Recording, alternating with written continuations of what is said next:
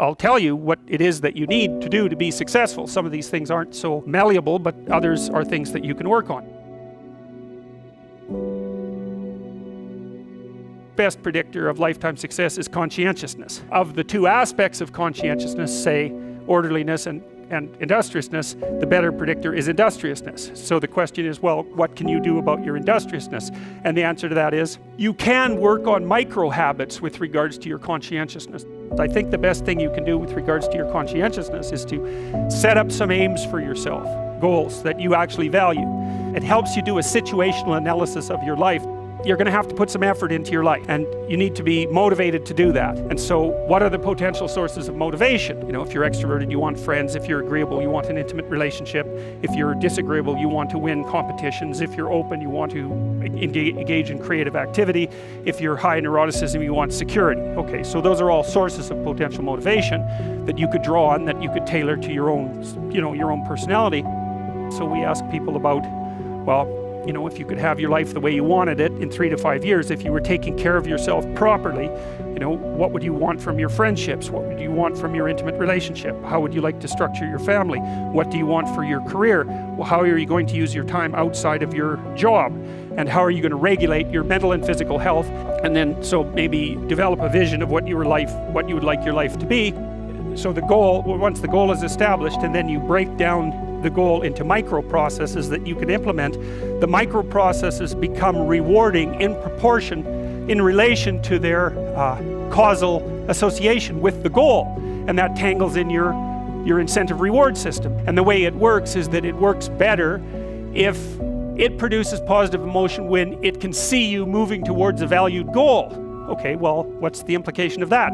Better have a valued goal, because otherwise you can't get any positive motivation working out. And so the more valuable the goal, in principle, the more the micro processes associated with that goal start to take on a positive charge. And so what that means is, well, you get up in the morning and you're excited about the day, you're ready to go. And so as far as I can tell, what you do is you specify your long-term ideal. You want to specify goals that make you say, oh, if that could happen as a consequence of my efforts, it would clearly be worthwhile. Because the question always is, why do something?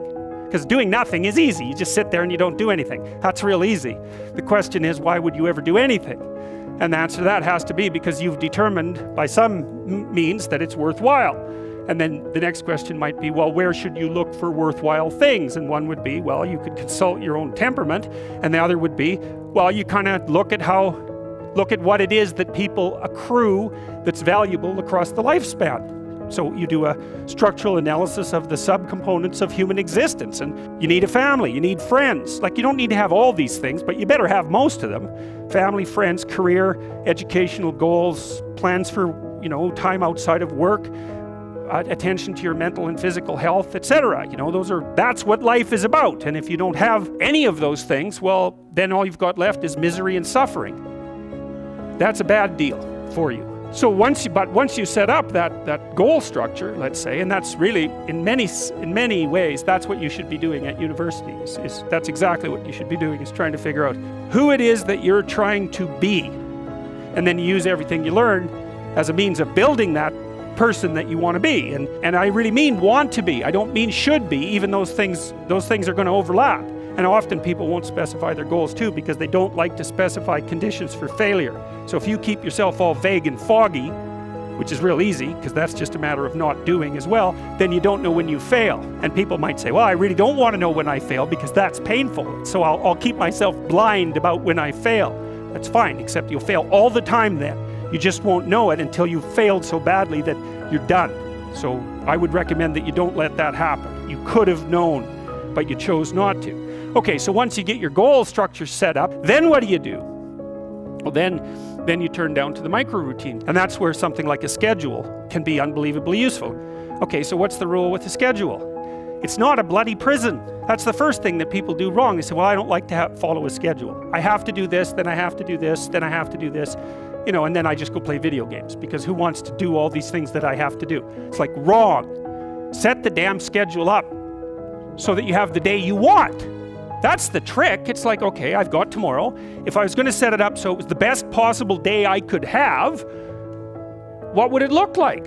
20% of your day has to be responsibility and obligation, or maybe it's more than that, depending on how far behind you are. But even that, you can ask yourself, okay, well, I've got these responsibilities. I have to schedule the damn things in. What's the right ratio of responsibility to reward? And you can ask yourself that just like you'd negotiate with someone who is working for you. It's like, okay, you got to work tomorrow. Okay, so I want you to work tomorrow. And you might say, okay, well, what are you going to do for me that makes it likely that I'll work for you? Well, you can ask yourself that, you know. So maybe you do an hour of responsibility and then you play a video game for 15 minutes. I don't know, whatever turns your crank, man. But, you know, you have to negotiate with yourself and not tyrannize yourself.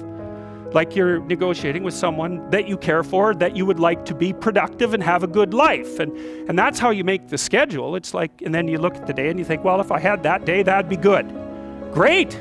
You know, and you're useless and horrible, so you'll probably only hit it with about 70% accuracy, but that beats the hell out of 0, right? And if you hit it even with 50% accuracy, another rule is, well, aim for 51% the next week, or 50.5% for God's sake, or because you're going to hit that position where things start to loop back positively and spiral you upward. And so that's one way that you can work on your conscientiousness, is plan a life you'd like to have. Because you know what you're like. You won't do what you're told. You won't do what you tell yourself to do. You must have noticed that. It's like you're a bad employee and a worse boss. And both of those work, you know, for you.